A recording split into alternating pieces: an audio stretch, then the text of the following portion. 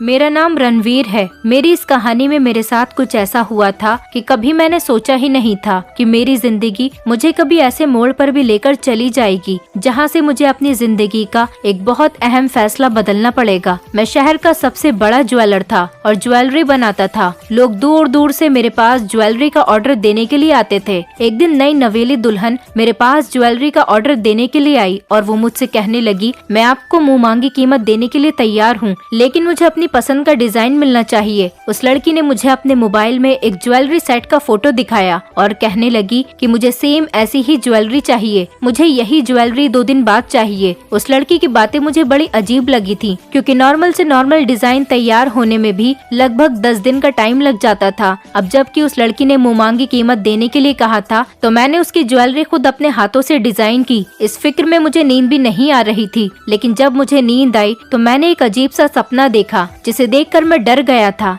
मैंने सपने में देखा कि वो लड़की बहुत परेशान है और बहुत टेंशन में है। ऐसा लग रहा है जैसे वो अपनी जिंदगी में खुश नहीं। वो लड़की मुझसे कहने लगी कि मैं तुम्हें कभी माफ नहीं करूंगी, तुमने मेरे साथ बहुत गलत किया। इस सपने ने मुझे इतनी बुरी तरह से डरा कर रख दिया था कि मैं घबरा कर उठकर खड़ा हुआ और फिर उसके बाद से ही मेरी रातों की नींद उड़ गई थी। मैं जब भी रात को सो जाता तो मुझे सपने में वही लड़की दिखाई देने लगी। बचपन से ही हमने बड़ी गरीबी देखी थी। मैं लगभग 12 साल का था जब शॉर्ट सर्किट से हमारे घर में आग लग गई थी। जो बचा कुछ था वो भी सब जलकर राख हो गया था। हमारी गरीबी और ज्यादा बढ़ गई थी। मेरे परिवार में मेरे 2 भाई और 2 बहनें, लेकिन शायद हम सभी भाइयों की किस्मत एक जैसी है। हम तीनों भाई मिलकर अपने घर की किस्मत नहीं बदल सके। ये बचपन के दिन बड़े ही गरीबी में गुजरे थे। मेरे पिताजी को इसी टेंशन की वजह से हार्ट अटैक होने से उनकी मौत हो गई थी। अब हमारे सर से पिता का साया भी उठ चुका था। उन दिनों मुझे अपने पिताजी की सबसे ज्यादा जरूरत थी, क्योंकि मैं अपने घर का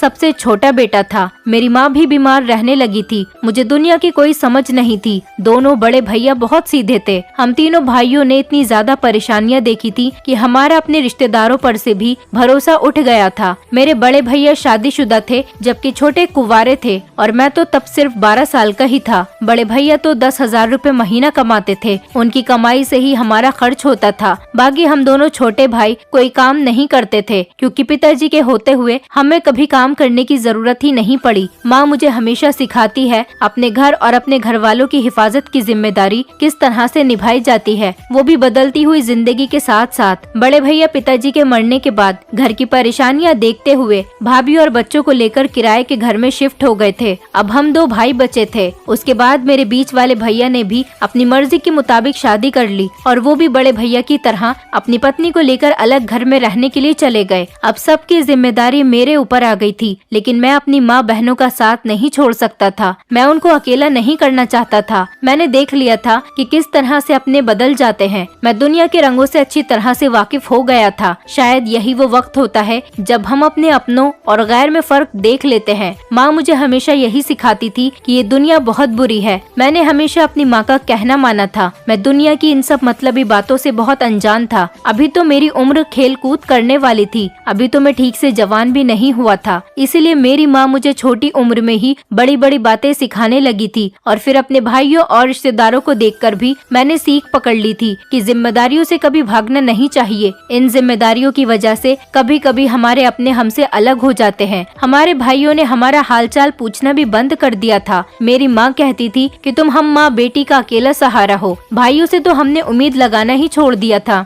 लेकिन मेरे पिता का खानदान बहुत बड़ा था। पिताजी के होने तक तो सब लोग अपने थे, लेकिन उसके बाद धीरे धीरे सब अलग होते चले गए। मेरी माँ का मायका भी बहुत बड़ा था, लेकिन जब हम लोगों पर गरीबी और दुखों के पहाड़ टूट पड़े तो मेरी माँ के मायके वालों ने भी साथ छोड़ दिया। इस आग वाले हादसे के बाद और भैया भाभी के घर से चले जाने के बाद किसी ने हमारा हालचाल नहीं पूछा। किसी ने हमसे ये नहीं पूछा कि हम किस हालत से गुजर रहे हैं। मेरी बड़ी दीदी ने सिलाई की और छोटी दीदी ने बच्चों को ट्यूशन पढ़ाया। इसी तरह से हमारे घर का खर्च होने लगा था। अब मैं भी इस तरह की जिंदगी नहीं गुजार सकता था, इसलिए मैंने एक छोटी सी कॉस्मेटिक की शॉप खोल ली। मैं पढ़ाई लिखाई में तो बहुत अच्छा था। मेरे पिताजी का सपना था कि मैं खूब पढ़ूं लिखूं और उनका नाम रोशन करूं। अब इस तरह से मेरी पढ़ाई लिखाई का तो खर्चा नहीं किया जा सकता था, इसलिए मैंने कुछ पैसे जमा किए और अपने घर में ही थोड़ा सा कॉस्मेटिक का सामान रख लिया और बेचने लगा। पिताजी का सपना पूरा करने के लिए मैं खूब दिल लगाकर पढ़ना चाहता था, लेकिन जब फीस के लिए पैसे नहीं बचे तो मैंने पढ़ाई छोड़ दी। माँ तो यही चाहती थी कि मैं पिताजी का सपना पूरा करूं, लेकिन हमारे हालात ऐसे नहीं थे कि मैं पढ़ूं लिखूं। अब शायद यही किस्मत को मंजूर था। जब मैं कॉस्मेटिक की दुकान पर बैठता तो मेरी रोज की सिर्फ 20 रुपए या 25 से ज्यादा की कमाई नहीं होती थी, क्योंकि हम जिस मोहल्ले में रहते थे वहाँ की लेडीज ज्यादातर ब्रांडेड प्रोडक्ट्स यूज करती थी। मैं तो लोकल सामान ही लेकर आता था, इसलिए मेरा सामान ज्यादा बिक नहीं पाता था। अब इसी तरह से जिंदगी गुजर रही थी। मेरा टाइम इसी दुकान पर गुजर रहा था। सारा दिन मैं खाली रहता था। कभी कभी कोई लेडी आती और एक दो चीज लेकर चली जाती थी, बस इससे ज्यादा कोई सामान नहीं लेता था। मुझे अपने पिताजी के साथ बिताए हुए पल बहुत याद आने लगे थे। मैं हमेशा यही सोचता रहता था कि न जाने के कब हमारी किस्मत बदलेगी। हमारी इस गरीबी की वजह से हमारे सारे रिश्तेदार हमसे दूर थे। कोई हमें पसंद नहीं करता था, क्योंकि आजकल तो सिर्फ पैसे का ही जमाना है। जिसके पास पैसा होता है उसी के पास अपने होते हैं और उसी के पास रिश्तेदार भी होते हैं। उधर मेरे दोनों भाइयों की जिंदगी तो ठीक ठाक ही गुजर रही थी, क्योंकि वो अपना कमाते थे और अपने परिवार पर लगाते थे, लेकिन कहीं न कहीं वो अपनी माँ और बहन भाइयों को भूले हुए थे। मेरी माँ को मुझसे बहुत उम्मीद थी। उन्हें नहीं पता था कि एक दिन उनके अपने दोनों बेटे इतना बदल जाएंगे कि कभी अपने परिवार को पलटकर ही नहीं देखेंगे। पिताजी के सामने तो किसी भाई की इतनी हिम्मत ही नहीं होती थी कि तेज आवाज में भी बात कर सके,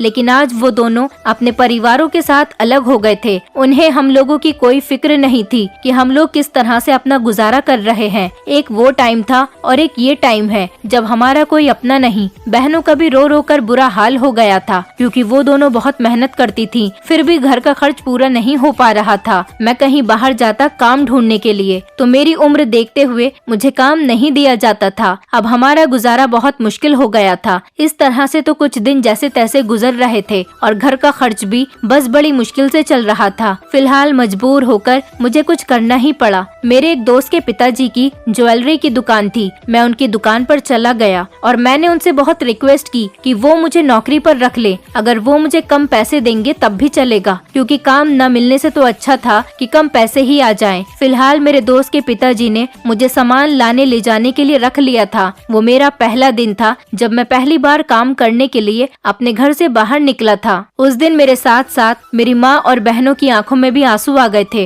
वो मुझे गले लगाकर रो रही थी। मैं जब रास्ते में जा रहा था तो अपने आंसुओं को रोकने की बहुत कोशिश कर रहा था कि मेरे पिताजी का सपना पूरा नहीं हो सका। मैं बड़ा इंसान नहीं बन सकूंगा। मेरे पास पढ़ाई लिखाई करने के लिए पैसे नहीं। मैं बिना पढ़े लिखे अमीर आदमी कैसे बन सकूंगा, जबकि मुझे तो कोई नौकरी तक देने के लिए तैयार नहीं। बड़ी मुश्किल से ये नौकरी मेरे हाथ आई थी। मैं खूब मेहनत करके काम करूंगा और अपने घर के हालात बेहतर करूंगा। आज पिताजी के साथ साथ मेरा सपना भी टूट गया था। मेरी बचपन से लेकर सारी मेहनत बेकार चली गई थी। मेरा दोस्त तो अभी भी पढ़ रहा था और मैं उसी के पिता की दुकान पर नौकरी करने के लिए जा रहा था। अब मुझे यहीं से शुरुआत करनी थी, जिस काम की मुझे नॉलेज भी नहीं थी और न ही कुछ पता था कि इस उम्र में मुझे किस किस परेशानी को देखना पड़ेगा। मैं जब ज्वेलरी शॉप पर गया तो वहाँ पर मुझे सिर्फ कुछ सामान लाना या ले जाने का ही काम दिया गया था। बाकी मैं सारा दिन खाली रहता था। वहाँ का मालिक मुझे दिन के 50 या 100 रुपए दे दिया करता था। मैं वही पैसे लाकर अपनी माँ के हाथ पर रख देता और उसी से मेरी माँ घर का खर्च करने लगी थी। इसी तरह के दिन गुजरते चले जा रहे थे। ज्वेलरी शॉप पर नौकरी करते हुए मुझे 6 साल हो गए थे। मेरी दुकान पर ज्वेलरी की डिजाइनिंग भी की जाती थी। वहाँ पर डिजाइनिंग की जा रही थी,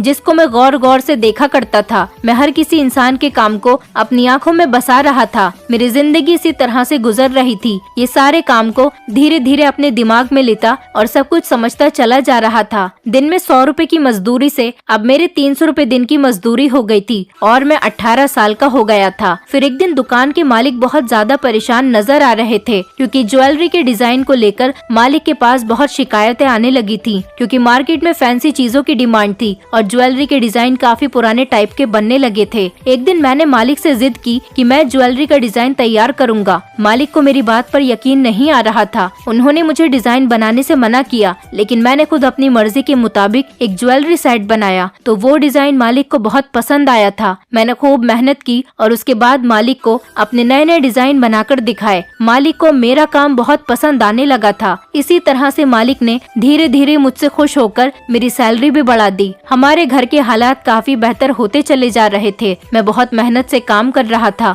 मेरी सैलरी 300 रुपए दिन की मजदूरी से अब 40,000 रुपए महीना हो गई थी। अब मेरी बहनों को भी काम करने की जरूरत नहीं होती थी। मैं अपने पैसे ले जाकर अपनी माँ को देता। मेरी माँ ने मेरी बहनों का दहेज इकट्ठा किया। दोनों दीदी की उम्र ज्यादा हो गई थी, इसीलिए मेरी माँ ने अच्छा सा रिश्ता देखकर दोनों बहनों की शादी एक साथ कर दी। अब जब मैं घर आता तो माँ मुझे देखकर बहुत खुश होती थी। उनकी खुशी देखकर मेरी सारी थकान उतर जाती थी। ऐसा लगता था मेरी सारी मेहनत वसूल हो गई। इतने सालों से जो मैं काम कर रहा था, आज उसी काम ने मेरे घर के हालात बेहतर कर दिए थे। मालिक की तबीयत खराब रहने लगी थी। उन्होंने दुकान का सारा काम मेरे कंधों पर डाल दिया था। मेरा दोस्त तो पढ़ने के लिए अमेरिका चला गया था, क्योंकि इसी तरह से हमारी जिंदगी गुजर रही थी और मैं 24 साल का हो गया था। मेरी दोनों बहनें भी अपनी अपनी ससुराल में बहुत खुश थीं। 12 साल से लेकर 24 साल तक की उम्र का ये सफर बहुत मेहनत वाला रहा था। एक दिन अचानक ही मालिक की मौत हो गई। मेरा दोस्त मालिक का इकलौता बेटा था। उनकी पत्नी भी इस दुनिया में नहीं थी। मेरे दोस्त ने आकर अपने पिता की दुकान संभाल ली थी।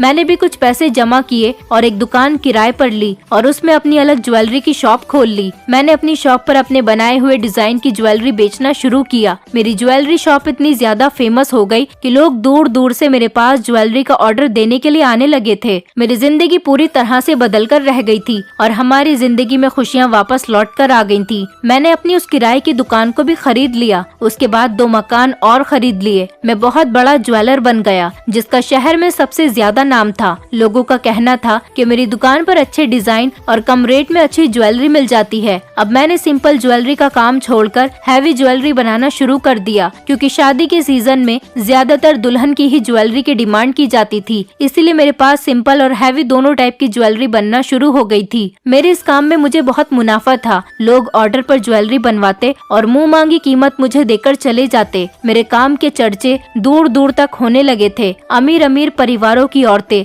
जो लाखों करोड़ों रुपयों के कपड़े खरीदती थी, वो भी मेरे पास अपनी शादी या फिर फंक्शंस में पहनने के लिए ज्वेलरी खरीदने के लिए आती थी। इसी तरह से मेरी किस्मत का सितारा चमक उठा था। मेरा कारोबार बढ़ता ही चले जा रहा था। हमारे बुरे हालात वाले दिन भी अब खत्म हो गए थे। मेरे पिताजी का पढ़ाई वाला सपना तो पूरा नहीं हो सका था, लेकिन एक सपना था जो मैंने पूरा कर दिया था। मेरे पिताजी चाहते थे कि मैं एक कामयाब इंसान बनूं, मेरा भी नाम हो, मैं अपने पैरों पर खड़ा हो सकूं। ऐसा तो हो गया था, क्योंकि मैं एक कामयाब इंसान बन गया था और सारे शहर में मेरे ही चर्चे थे। घर में किसी चीज की कोई कमी नहीं थी। बड़ी बड़ी कंपनियों ने मेरे साथ कांटेक्ट कर लिया था और उन्हीं कंपनियों में मेरी बनाई हुई ज्वेलरी सप्लाई होने लगी थी। अब मैंने भी ज्वेलरी का एक बहुत बड़ा शोरूम खोल लिया और अपने शोरूम की 2-3 शहर में अलग अलग ब्रांचेस भी बना ली। मैंने बहुत सारे लोगों को अपने पास नौकरी पर भी रख लिया था। मैं सिर्फ डिजाइनिंग किया करता था, बाकी का सारा काम मेरे नौकर देख लिया करते थे। दिवाली, होली या और कोई त्योहार आता तो 24 घंटे मेरे शोरूम में कस्टमर्स की भीड़ लगी रहती थी। अब मेरे पास इतना पैसा आ गया था कि मैं हर त्योहार पर अपनी बहनों के घर ढेर ढेर सारा सामान भेजा करता था। मेरी बहनें जो कि अपनी ससुराल में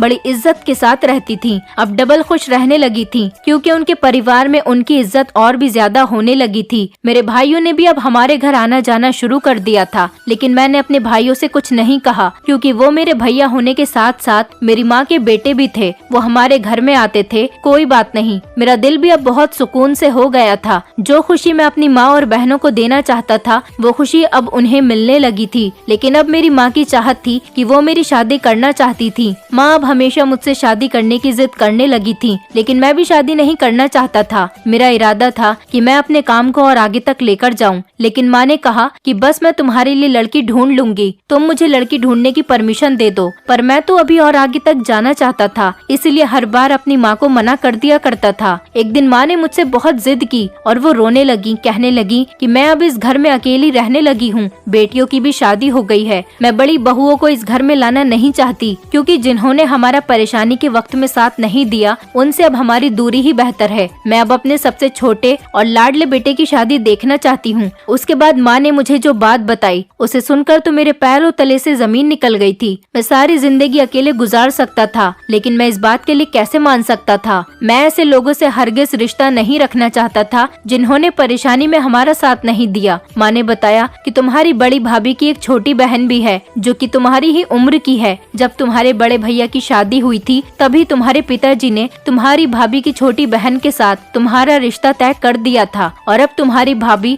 और उसके मायके वाले चाहते हैं कि अब तुम्हारी शादी तुम्हारी भाभी की छोटी बहन के साथ कर दी जाए। लेकिन मैं इस रिश्ते के लिए तैयार नहीं था, क्योंकि भाभी ही लड़ झगड़ कर मेरे भैया को अपने साथ लेकर चली गई थी। अगर उनकी छोटी बहन हमारे घर में आ गई तो वो भी मेरी माँ को मुझसे अलग करवा कर ही रहेगी। मैंने माँ से कहा, माँ वो बचपन की बात थी और बचपन के साथ ही खत्म हो गई। मैं आज तक अपने भैया भाभी को माफ नहीं कर सका, तो फिर उनकी साली को अपनी पत्नी कैसे बना सकता हूँ। माँ ने कहा कि बेटा ये रिश्ता तुम्हारे पिताजी ने तय किया था, क्योंकि उन्हें तुम्हारी भाभी और उसकी छोटी बहन दोनों ही पसंद आ गई थी। क्योंकि तुम्हारी भाभी की छोटी बहन तुम्हारी उम्र की ही थी, इसलिए तुम्हारे पिताजी ने रिश्ता तय कर दिया था। वो लड़की ज्यादा खूबसूरत तो नहीं, लेकिन समझदार बहुत है। उसने तुम्हारे पिताजी के सामने कुछ ऐसा किया था जिसकी समझदारी देखते हुए तुम्हारे पिताजी ने रिश्ते की बात पक्की कर दी थी। मैंने माँ से कहा, जो भी बात थी, लेकिन मैं वहाँ पर शादी नहीं करूँगा कि जिस औरत ने मेरे भैया को उसके परिवार से अलग कर दिया, उसकी बहन से मैं कभी शादी नहीं कर सकता। वैसे भी आज तक कभी भैया या भाभी में से किसी ने तो मुझे इस बारे में कुछ नहीं बताया, क्योंकि शायद इसकी वजह हमारी गरीबी थी। और अब जब से हम लोग अमीर हो गए तब से ही भाभी ने अपनी बहन के रिश्ते के बारे में माँ से कहना शुरू कर दिया। पर मैं इस शादी के लिए तैयार नहीं था। मेरे मना करने की वजह से माँ ने भाभी से भी रिश्ते के लिए इनकार ही कर दिया। मैंने बचपन के बाद आज तक भाभी की बहन को कभी नहीं देखा था। वो कैसी है, कैसी दिखती है, मुझे इस बारे में कुछ भी नहीं पता, क्योंकि ये बहुत पुरानी बात है जिसके बारे में मुझे कुछ नहीं पता था। बस इतना पता था कि वो लड़की कहीं दूसरी जगह शादी नहीं करना चाहती। अब जब हमारे घर के हालात बदल गए थे तो भाभी के मायके वाले और भाभी अपनी बहन की शादी मेरे साथ कर देना चाहती थी, पर इस बार मैंने शादी से इनकार कर दिया था। फिर माँ ने मेरा रिश्ता एक और जगह पर पक्का कर दिया। अभी सिर्फ माँ ने उस लड़की को देखा ही था। माँ को वो लड़की पसंद आ गई थी। पुरानी बातों को मैं भूल जाना चाहता था और मैं भूल ही गया था। फिर एक दिन मैं अपनी शॉप पर बैठा हुआ था, तभी एक लड़की मेरी शॉप पर आई। वो लड़की एक हैंडसम और स्मार्ट लड़के के साथ मेरी शॉप पर आई थी। वैसे मुझे एक काम करते हुए इतने साल हो गए थे, लेकिन आज तक मेरा किसी लड़की पर ध्यान नहीं गया था। पर ना जाने क्यों मुझे ये लड़की देखी देखी सी लग रही थी और मेरी नजरें उस पर से हट ही नहीं रही थी। अचानक उस लड़के ने मुझसे कहा कि हम आपके पास ऑर्डर देने के लिए आए हैं। मेरी नजर फिर से उस लड़की की तरफ चली गई।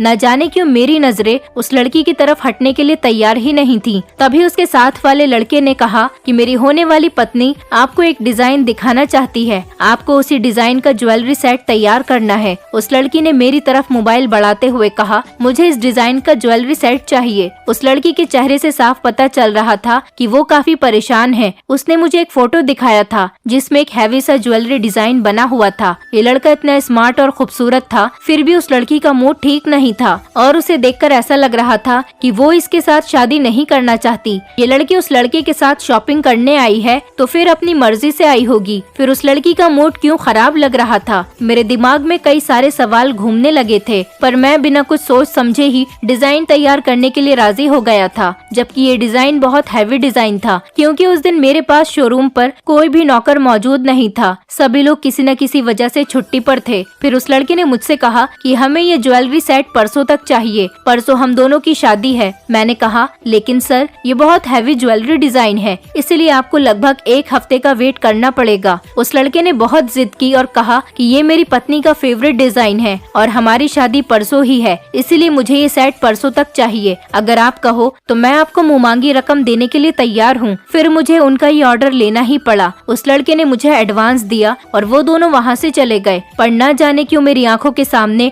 उस लड़की का मासूम चेहरा घूम रहा था, जैसे कि उस लड़की को मुझसे कोई शिकायत हो। न जाने वो मुझे इतनी घूर घूर कर क्यों देख रही थी और मेरी नजरें भी उस लड़की के चेहरे से हट ही नहीं रही थी। फिर मैं सारी रात बैठकर उस डिजाइन को बनाने लगा। मुझे लगभग सुबह के 6 बज गए थे उस सेट को पूरा करने में, और न जाने क्यों इतनी जल्दी जल्दी मुझसे वो डिजाइन कंप्लीट हो गया था। पहले कभी मैंने इतनी जल्दी एक हैवी डिजाइन तैयार नहीं किया था। शायद ये लड़की बहुत लकी होगी, इसलिए तो मेरे हाथ इतनी तेज चलने लगे। और उसी टाइम फिर से मुझे उसका वही मूड खराब होने वाली बात याद आ गई। इतना खूबसूरत पति होने के बावजूद भी न जाने क्यों उसका मूड खराब हो रहा था। और फिर वो लड़का खूबसूरत होने के साथ साथ अमीर भी था। उसके पसंद का ज्वेलरी सेट उसे बनवा कर दे रहा था। फिर भी मुझे उसके मूड के बारे में सोच सोच कर अफसोस हो रहा था। न जाने वो इतनी उदास क्यों थी। मैं बहुत देर तक अपनी शॉप पर खामोश बैठा रहा। फिर अपने आप को समझाने लगा कि वो तो सिर्फ मेरी कस्टमर है और मैं अपनी कस्टमर के बारे में इतना क्यों सोच रहा हूँ, मुझे उसकी इतनी टेंशन क्यों हो रही है। उसके बाद मैं सुबह के टाइम पर अपने घर आ गया था। मुझे सारी रात जागते हुए गुजर गई थी, इसीलिए अब मुझे नींद आ रही थी और मैं बहुत थक गया था, तो इसीलिए सीधा अपने कमरे में जाकर सोने के लिए लेट गया था। अभी मुझे सोए हुए सिर्फ 10 ही मिनट हुए थे कि अचानक मैंने एक सपना देखा और वो लड़की मुझे मेरे सपने में नजर आने लगी। वो लड़की सपने में मुझसे शिकायत कर रही थी और कह रही थी कि मैं तुम्हें जानती हूँ, तुम मुझे आज भी याद आते हो। ये सब देखकर मुझे नींद में बहुत बड़ा झटका लगा था। मैं घबराकर उठकर खड़ा हो गया। सोचने लगा कि मेरा इस लड़की के साथ क्या कनेक्शन है। मैंने तो उस लड़की का ऑर्डर तैयार कर दिया, लेकिन न जाने क्यों उस लड़की को मुझसे इतनी शिकायत क्यों है और वो मुझे कैसे जानती है। मैं बहुत परेशान हो गया था। फिर मैंने सोचा कि कभी कभी ऐसा होता है, जिस बात को हम अपने दिमाग में बैठा लेते हैं वही सब हमें सपने में भी आने लगता है। मैं यही सब सोचकर रिलैक्स फील होने लगा और उसके बाद मैं दोबारा सो गया था। मुझे सोते हुए पूरा दिन गुजर गया और रात हो गई। अब तो शॉप बंद करने का टाइम हो गया था और मेरे वर्कर्स ने शॉप बंद कर दी होगी। यही सब सोचते हुए मैं घर में ही रहा। फिर अगले दिन जब मैं शॉप पर गया तो मैंने सारा दिन उस लड़की का इंतजार किया कि आज वो लड़की या फिर उसका पति ये ज्वेलरी सेट लेने के लिए जरूर आएंगे, क्योंकि उस लड़की के मुताबिक मुझे यही पता था कि उन दोनों की शादी आज है। वो लड़का पेमेंट भी मुझे एडवांस में देकर चला गया था। सारा दिन मैंने बहुत इंतजार किया, लेकिन ज्वेलरी सेट लेने के लिए कोई नहीं आया था। मैं यही सोचकर परेशान हो रहा था कि न जाने ऐसी क्या वजह रही होगी जो ज्वेलरी सेट लेने के लिए कोई नहीं आया। और फिर उसके बाद 2-3 दिन और गुजर गए, लेकिन फिर भी ज्वेलरी सेट लेने के लिए कोई नहीं आया। और इसी तरह से कई महीने गुजर गए और वो ज्वेलरी सेट अभी भी मैंने उनके लिए संभाल कर रखा हुआ था। लगभग 3 महीने गुजर चुके थे। मेरे घर में मेरी शादी की तैयारियां शुरू हो गयी। माँ अब जल्दी से जल्दी मेरी शादी करवाना चाहती थी, क्योंकि मेरा रिश्ता पक्का हो चुका था और लड़की वालों को शादी करने की जल्दी हो रही थी और वैसे भी अब देर करने की कोई वजह नहीं थी, इसलिए मैंने भी शादी से इनकार नहीं किया। लड़की वालों की तरफ से शादी की डेट भी आ गई थी, लेकिन शादी के लिए मेरी माँ हमारे सारे रिश्तेदारों को मेरी शादी में इनवाइट करना चाहती थी। मैंने ये फैसला तो माँ पर ही छोड़ दिया था कि वो जिसे चाहे बुला सकती है। मेरी दोनों दीदी की शादी तो हमने बहुत सिंपल तरीके से की थी, लेकिन मेरी माँ मेरी शादी को धूमधाम से करना चाहती थी, इसलिए ज्यादा से ज्यादा लोगों को इनवाइट करना चाह रही थी। भैया भाभी भी मेरी शादी के लिए 1 महीना पहले से ही आ गए थे, लेकिन कहीं न कहीं भाभी का मूड मुझे बहुत खराब लग रहा था। माँ ने ही भैया भाभी को इनवाइट किया था। मेरी माँ की खुशी इसी में थी, इसलिए मैं खामोश रहा था। मैं अपनी माँ की खुशी को खत्म नहीं करना चाहता था, लेकिन मेरी माँ की एक बात ने मुझे बहुत चौंका दिया था। माँ ने कहा था कि तुम मेरे साथ अपने भैया की ससुराल में इनविटेशन देने के लिए चलना, क्योंकि हमने तुम्हारा बचपन का लगा हुआ रिश्ता उनकी बेटी के साथ खत्म कर दिया, तो शायद उनके दिल में हमारे लिए बहुत सारी शिकायतें होंगी। जब हम लोग उनके घर जाएंगे तो वो लोग शायद हमसे सारी शिकायतें खत्म कर देंगे। पर मैं वहाँ पर माँ के साथ जाने के लिए तैयार नहीं था। मैंने माँ से कहा, आप भाभी को उनके मायके लेकर चली जाओ इनविटेशन देने के लिए, लेकिन मैं नहीं जाऊँगा। मैं किसी भी हाल में भाभी के मायके नहीं जाना चाहता था, क्योंकि मैं अपने दोनों भाइयों और उनकी पत्नियों से भी बात नहीं करता था। मैंने जब माँ से साफ इनकार कर दिया तो माँ और मेरी भाभियाँ अपने मायके में इनविटेशन कार्ड लेकर चली गयी और उन लोगों ने खुशी खुशी इनविटेशन एक्सेप्ट कर लिया। मुझे लगा कि जब हालात बदलते हैं तो सबसे पहले रिश्तेदार बदल जाते हैं, फिर हालात अच्छे हो या बुरे, रिश्तेदारों के बिहेवियर भी हालात के अकॉर्डिंग हो जाते हैं। हमारे घर में चारों तरफ शादी का माहौल छाया हुआ था। मेरी दीदियाँ तो मेरी शादी से बहुत खुश थीं। रिश्तेदारों का आना जाना लगा हुआ था। मैं दिन में ज्यादातर अपनी शॉप पर ही होता था और सिर्फ रात को ही घर आता था। इन दिनों शादियों का सीजन चल रहा था, इसलिए शॉप पर भी भीड़ भाड़ रहने लगी थी। अचानक ही मुझे किसी काम से घर आना पड़ गया। तभी मैंने देखा कि हमारे घर में लड़कियों का पूरा ग्रुप बैठा हुआ था। वो सारी मेरी दीदी की फ्रेंड्स और कुछ उनकी बहनें थीं। मेरी दोनों बहनों ने अपनी फ्रेंड्स को बुलाया हुआ था और फ्रेंड्स की बहनों को भी इनवाइट किया था और आसपास मोहल्ले की भी लड़कियों को इनवाइट किया गया था। मुझे देखते ही वो लोग मुझे कॉन्ग्रेचुलेशंस बोलने लगी, लेकिन अचानक मेरी नजर एक तरफ एक लड़की पर गई जो एक साइड में बैठी हुई थी और बड़ी खामोश लग रही थी। मेरा ध्यान पहले तो इस लड़की की तरफ नहीं गया, पर जब मेरी बड़ी दीदी ने उस लड़की से कहा कि आओ तुम भी हमारे साथ एंजॉय करो, जब से आई हो यहाँ पर अकेली ही बैठी हो, चलो हमारे साथ एंजॉय करो, तब मेरा ध्यान उस लड़की की तरफ गया। लेकिन जब मैंने उसे गौर से देखा तो मेरे पैरों तले से जमीन निकल गई। उसे देखते ही मेरे होश उड़ गए थे और मुझे अपनी आंखों पर यकीन नहीं आ रहा था। ऐसा लगा जैसे मुझे अपनी आंखों पर विश्वास नहीं हो रहा। मैंने देखा कि ये तो वही लड़की थी जो मुझे ज्वेलरी सेट बनवाने के लिए ऑर्डर दे गई थी और अभी तक अपना सेट लेकर नहीं गई थी। इस लड़की का उदास चेहरा काफी दिनों तक मेरी नजरों से हट ही नहीं रहा था। उस लड़की के चेहरे ने मुझे परेशान कर रखा था। मैं अभी यही सब सोचते हुए उसे देख ही रहा था, तभी अचानक उस लड़की की नजर भी मुझ पर पड़ गई। मुझे लगा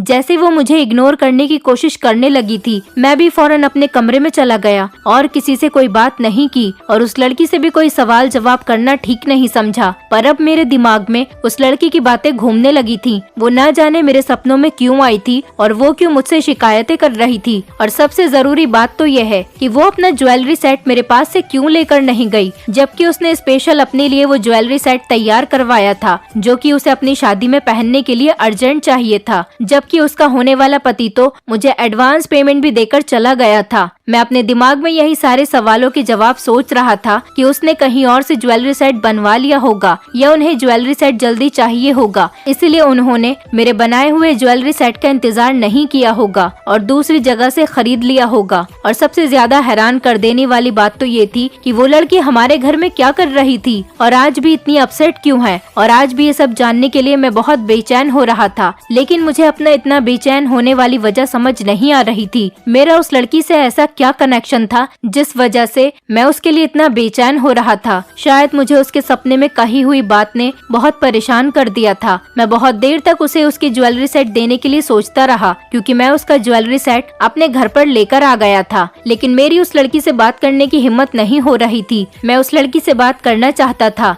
लेकिन उससे बात कैसे करूं? मेरे घर में तो इतने सारे लोग मौजूद थे। अचानक ही मेरी एक पर्सनल कॉल आ गई। मैं अपनी कॉल अटेंड करने के लिए अपने कमरे में चला गया, लेकिन जब मैं कॉल से फ्री होकर बाहर आया तो वो लड़की गायब हो गई थी और वो मुझे अपने घर में कहीं नजर नहीं आ रही थी। ऐसा लग रहा था जैसे वो यहाँ से जा चुकी है। मेरी शादी में अभी 3 दिन बाकी थे और घर में गाने बजाने का फंक्शन हो रहा था। मेरी दीदी और भाभी सारी लड़कियों और औरतों को घर बुलाकर खूब नाच गाना कर रही थी। मैंने सोचा कि कल अगर वो लड़की हमारे घर आई तो मैं किसी तरह से उसका ज्वेलरी सेट उसे वापस कर दूंगा, क्योंकि मेरे पास उस ज्वेलरी सेट के पैसे आए हुए थे, इसलिए मैं उसे अपने पास नहीं रख सकता था। अगले दिन मैं अपनी शॉप से जल्दी फ्री होकर घर आ गया था। घर में गाना बजाना हो रहा था और कुछ लड़कियां डांस भी कर रही थी। मैंने सारी लड़कियों को गौर गौर से देखा, लेकिन वो लड़की मुझे कहीं नहीं दिखाई दे रही थी। तभी मैं अपनी बड़ी दीदी को ढूंढने लगा ताकि मैं उनसे उस लड़की के बारे में पूछ सकूं, क्योंकि उस दिन मैंने अपनी बड़ी दीदी को उस लड़की से बात करते हुए देखा था। तभी अचानक मुझे माँ नजर आ गई और मैंने माँ से कहा कि मुझे बड़ी दीदी से बात करनी है। मुझे बड़ी दीदी कहीं नजर नहीं आ रही। घर में इतना शोर हो रहा था कि मेरी माँ को मेरी कोई बात समझ ही नहीं आ रही थी। फिर मैं खुद ही दीदी को ढूंढने के लिए जाने लगा। तभी अचानक मुझे अपने कमरे से कुछ काम याद आ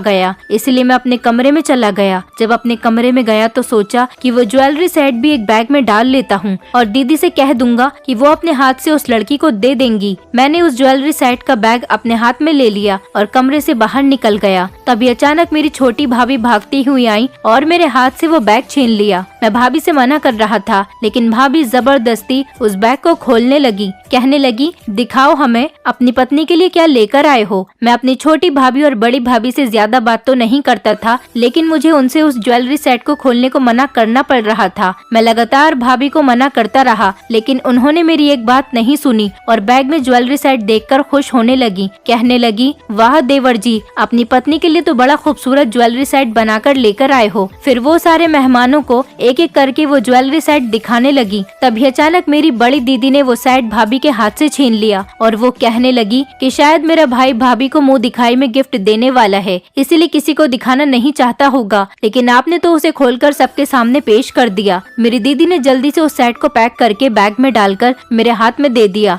सब लोग ज्वेलरी सेट देखकर कह रहे थे कि बहुत खूबसूरत ज्वेलरी सेट है। लगता है कि इसका डिजाइन रणवीर ने बड़े प्यार से और लगन के साथ बनाया है। ये बात मुझे बहुत पसंद आई थी और मैं सोच में पड़ गया था कि सच में क्या मैंने इस सेट को बहुत लगन और प्यार के साथ बनाया था। ऐसा लग रहा था जैसे कि ये सेट बहुत स्पेशल है। लेकिन सोचने वाली बात ये भी थी कि मैं कि उस लड़की के लिए इतने प्यार और लगन के साथ सेट तैयार करूंगा। मैं तो उस लड़की को जानता तक नहीं था, और वैसे भी शायद इस लड़की की शादी हो गई है। ये लड़की अपने होने वाले पति के साथ मेरी शॉप पर आई थी। फिर न जाने क्यों मेरे दिल में उस लड़की के लिए फीलिंग्स उभर कर आ रही थी। घर के सारे लोग ये ज्वेलरी सेट देख चुके थे। मैंने सबसे कहा कि दीदी ठीक कह रही है, ये मेरे कस्टमर का सेट है, ये मुझे अपने कस्टमर तक पहुंचाना है। कुछ दिन तक वो कस्टमर ये ज्वेलरी सेट लेकर नहीं गई थी, इसलिए अभी तक ये ज्वेलरी सेट मैंने संभाल कर रखा हुआ था। मेरी दीदी मेरा हाथ पकड़कर मुझे कमरे में ले गई और कहने लगी कि रणवीर, तुम्हें मुझसे कुछ पर्सनल बात करनी थी, बताओ क्या बात है। दीदी को मैंने बताया कि मुझे आपसे उस लड़की के बारे में पूछना है जिससे आप उस दिन बात कर रही थी। वो लड़की कौन है, आप उस लड़की को कैसे जानती हो। दीदी समझ नहीं पा रही थी कि मैं किस लड़की की बात कर रहा हूँ।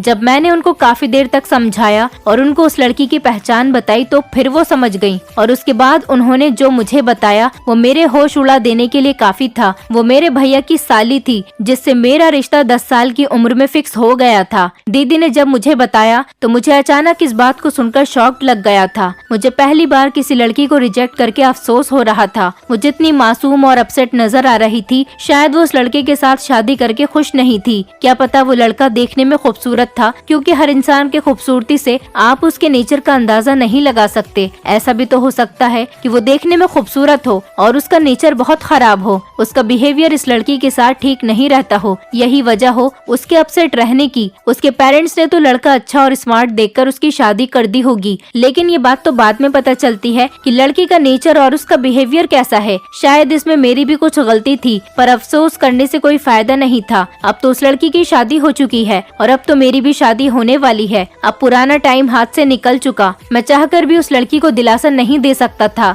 दीदी तो ये सारी बात बताकर मुझे जा चुकी थी, लेकिन मैं अभी इन्हीं सब बातों में खोया हुआ था। आज मेरी हल्दी सेरेमनी थी, मेहमान आने शुरू हो गए थे और मेरी भाभी के मायके वालों के साथ वो भी हमारे घर पर आई थी। मैं जैसे ही अपने कमरे से बाहर निकला तो वो लड़की हमारे घर आई हुई थी। मैंने उस लड़की से बात करने की कोशिश की, मेरी उससे नजर मिलाने की हिम्मत ही नहीं हो रही थी। मैंने कहा, आपका ज्वेलरी सेट मेरे पास है, आप मेरे साथ मेरे कमरे में चलो, मैं आपका ज्वेलरी सेट आपको दे देता हूँ। अगर बाहर सब लोगों के सामने दूंगा तो कोई हमें गलत समझेगा। वो मेरे साथ मेरे कमरे में चली गई तो मैंने अपनी कबर्ड से निकालकर उसे उसका ज्वेलरी सेट दे दिया और कहा कि आप अपनी शादी में पहनने के लिए ये ज्वेलरी सेट क्यों नहीं लेकर गई, ये तो आपने पर्सनली अपनी शादी के लिए बनवाया था, ये मेरे पास काफी टाइम से रखा हुआ है, आप मुझे अपने घर में दिखाई दे गई तो मैंने सोचा कि मैं आपकी अमानत आपको लौटा देता हूँ। वो ज्वेलरी सेट को देखकर खामोश हो गई और कुछ देर के बाद कहने लगी कि मुझे ये ज्वेलरी सेट नहीं चाहिए, क्योंकि अब ये मुझे नहीं पहनना और न ही मुझे इसकी जरूरत है। आप ये मेरी तरफ से अपनी वाइफ को गिफ्ट कर देना। मैंने कहा,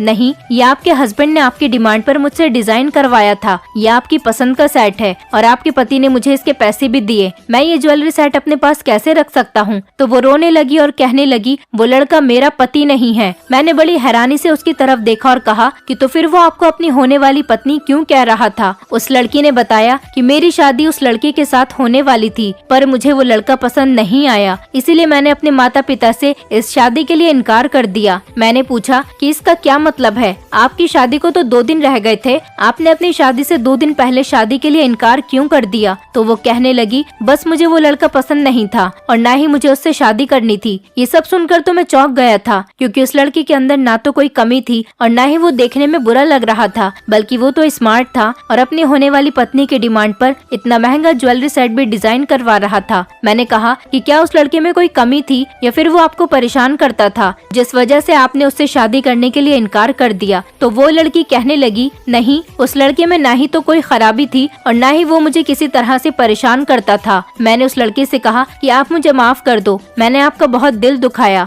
मैंने आपको रिजेक्ट कर दिया, लेकिन आपने शादी क्यों नहीं की, कि ये जो भी प्रॉब्लम्स थी वो हमारे फैमिली वालों के बीच थी, तो फिर आपने शादी क्यों नहीं की। तो वो लड़की रोने लगी और कहने लगी, बस मुझे शादी नहीं करनी थी उस लड़के के साथ, मुझे तो किसी और के साथ शादी करनी थी। मैंने कहा, तो आप उस लड़के के बारे में अपने पेरेंट्स को बता दो। तो वो बोली, मुझे किसी के साथ शादी नहीं करनी, मैं सारी जिंदगी इसी तरह से गुजार दूंगी। मैंने कहा, ऐसे अकेले जिंदगी नहीं गुजारी जाती और मैंने सुना है कि हम दोनों का बचपन से रिश्ता लगा हुआ था, इसलिए आप पुरानी बातों को भूल जाओ और अपनी नई जिंदगी की शुरुआत करो। मेरी मेरी ये बात सुनकर वो फूट फूट कर रोने लगी। उसे रोता हुआ देखकर अचानक मेरा दिल दुखने लगा था। अचानक मैं उसके लिए परेशान होने लगा। न जाने क्यों उसे रोता हुआ देखकर मेरे दिल में एक अजीब सी बेचैनी होने लगी थी। मैंने तसल्ली दी और उसके आंसू साफ किए। मैंने पूछा, आप रो क्यों रही हो? आपके रोने की वजह क्या है और आप शादी क्यों नहीं करना चाहती? तो उसने बताया कि मैं जिससे प्यार करती हूँ वो लड़का आप हो। मैं आपसे बहुत प्यार करती हूँ। हम दोनों का रिश्ता बचपन में ही फिक्स हो गया था, इसीलिए मेरी आंखों में आपके लिए सपने सजे हुए हैं। पर मेरी दीदी जो आपके घर में गरीबी की वजह से परेशान रहती थी, उनको परेशान रहते हुए देखकर मेरे माता पिता ने यही फैसला ले लिया था कि जब उनकी छोटी बेटी जवान होगी तब वो मेरी शादी आपसे नहीं करेंगे, क्योंकि जिस घर में उनकी बड़ी बेटी परेशान रह रही है वो उसी घर में अपनी छोटी बेटी को नहीं भेजना चाहते। लेकिन मैं तो आपसे शादी करना चाहती थी, इसलिए मैंने हर बार अपने पेरेंट्स को आपके लिए राजी करने की बहुत कोशिश की। जब मेरा कोई रिश्ता आता तो मैं हर बार आपके लिए ही जिद किया करती थी और दिन रात आपकी गरीबी खत्म होने की प्रार्थना करती रहती थी। फिर जब आपके घर के हालात बेहतर हो गए तो आपकी भाभी और मेरी दीदी ने हमारे घर पर आकर उनको इस रिश्ते के लिए तैयार कर लिया और मेरी दीदी ने कहा कि वो अपनी सास से दोबारा से हम दोनों के रिश्ते में बात करेंगी। पर शायद ऐसा होना मेरे भाग्य में नहीं लिखा था, इसलिए जब आपकी माँ ने हम दोनों के रिश्ते के लिए आपसे बात की तो आपने हम दोनों के रिश्ते से इनकार कर दिया और अब मेरी आखिरी उम्मीद भी टूट गई, क्योंकि अब जब मेरे पेरेंट्स हमारे रिश्ते के लिए मान गए थे तो आप राजी नहीं हुए। और फिर मैंने अपने पेरेंट्स से कहा कि आप जहाँ चाहे मेरा रिश्ता तय कर सकते हो। मेरे पिताजी ने मेरा रिश्ता मेरे भैया के दोस्त के साथ तय कर दिया था, जो कि बहुत स्मार्ट और अमीर था। उस लड़के में कोई कमी नहीं थी। मेरे पिताजी ने मेरे लिए कोई गलत फैसला नहीं किया था, क्योंकि इस लड़के में किसी तरह की कोई कमी नहीं थी और ये रिश्ता मेरे लिए बिल्कुल परफेक्ट था। पर जब वो मुझे आपकी शॉप पर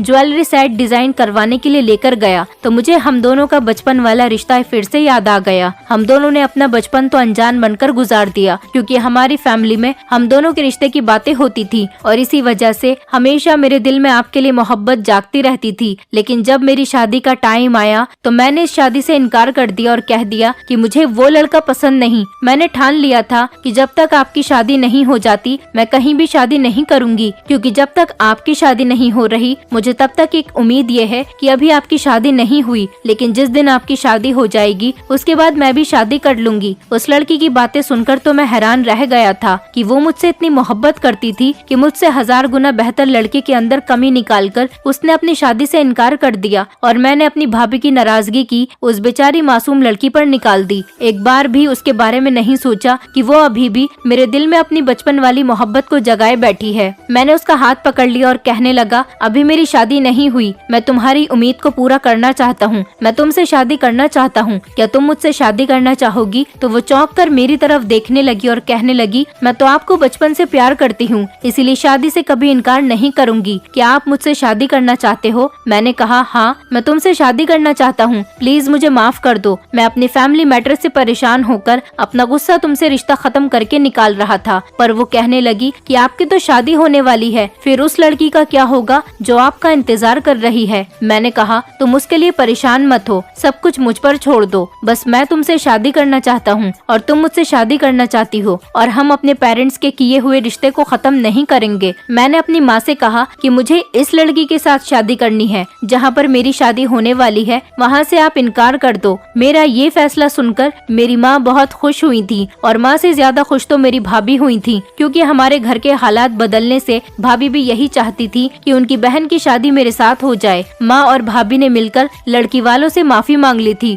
और वहाँ से मेरा रिश्ता खत्म हो गया था। जिस दिन मेरी शादी होने वाली थी और जिस मंडप में मेरी शादी होने वाली थी, मेरी शादी उसी दिन हुई और उस लड़की के साथ नहीं जिससे शादी होने वाली थी, बल्कि उसके साथ जो मुझे बचपन से प्यार करती थी। अब मैं अपनी पत्नी के साथ बहुत खुश हूँ, क्योंकि मुझे एक ऐसी लड़की मिली जो मेरी अमीरी से मुझे प्यार नहीं करती थी, बल्कि बचपन से ही मुझे चाहती थी। मेरी पत्नी को मुझसे कोई लालच और मतलब नहीं था। अगर उसे लालच होता तो वो मुझसे भी ज्यादा अमीर लड़के को कभी रिजेक्ट नहीं करती। मैं अपनी फैमिली से बहुत खुश हूँ और मेरे भैया भाभी भी हमारे घर में आकर रहने लगे। अब हम सब लोग एक साथ रहते हैं और मेरा बिजनेस भी बहुत अच्छा चल रहा है। दोस्तों, उम्मीद करती हूँ आपको हमारी कहानी पसंद आई होगी। कहानी पसंद आई है तो वीडियो को लाइक करें, चैनल पर नए हैं तो चैनल को सब्सक्राइब करें और हाँ, नोटिफिकेशन बेल को जरूर दबाएं ताकि अगली अपडेट सबसे पहले आपको मिले।